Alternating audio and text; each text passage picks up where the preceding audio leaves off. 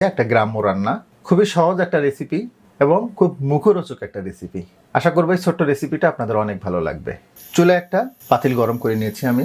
এখন এখানে 2 টেবিল চামচ মতো সয়াবিন তেল দিয়ে দিচ্ছি।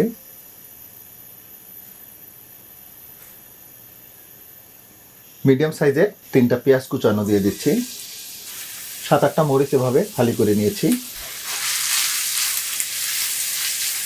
পেঁয়াজ এবং মরিচগুলোকে হালকা করে একটু ভেজে নিলাম। 7-8টা রসুনের কোয়া এভাবে একটু কুচি করে নিয়েছি আমি।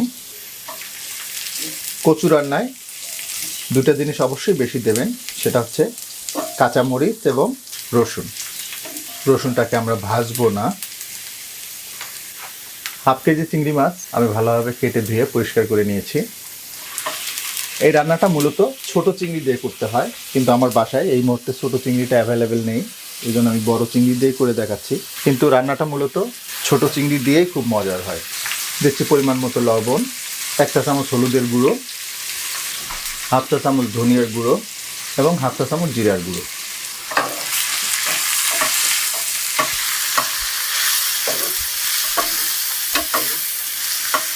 চিংড়ি মাছগুলোকে হালকা করে একটু কষিয়ে নেব। আগে সামান্য একটু পানি দিয়ে দিব।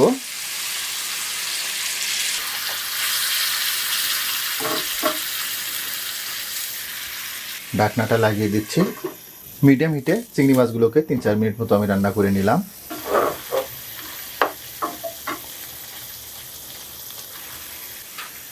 এখন আমি সেই কচুর ডাঁটিগুলো দিয়ে দিচ্ছি। এটা দেশি কচু, এখানে 2 আটি কচু আছে, অ্যাপ্রক্সিমেট 200 গ্রাম মতো হবে।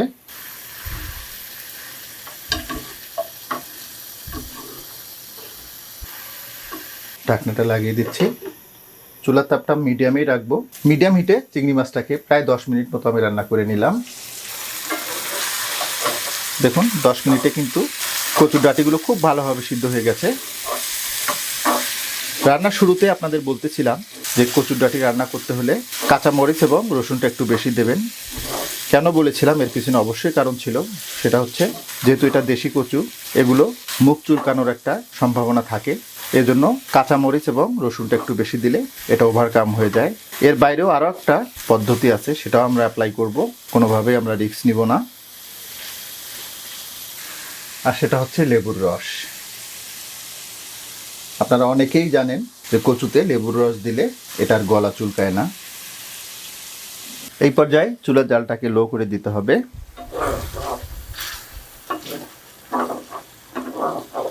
রান্না কিন্তু আমাদের অলমোস্ট হয়ে গেছে। এভাবে যারা রান্না করে খেয়েছেন তারা জানেন এটা কতটা টেস্টফুল হয়। বিশেষ করে যারা গ্রামের মানুষ তারা কিন্তু খুব হরহামেশাই এভাবে রান্নাটা করে খেয়ে থাকে। তবে তারা কিন্তু ছোট চিংড়ি ব্যবহার করে, এরকম মাখো মাখো থাকবে। তো রান্নাটা আমাদের হয়ে গেছে, আমরা চুলার জালটাকে বন্ধ করে দিচ্ছি। আপনারা নিজেরাই দেখলেন কতটা স্বল্প সময় এবং স্বল্প উপকরণে আমি এই রান্নাটা করে দেখালাম। আশা করব এই রেসিপিটা আপনাদের অনেক ভালো লাগবে। যদি একটু হলেও ভালো লেগে থাকে তাহলে রিকোয়েস্ট করব লাইক, শেয়ার এবং কমেন্ট করার জন্য।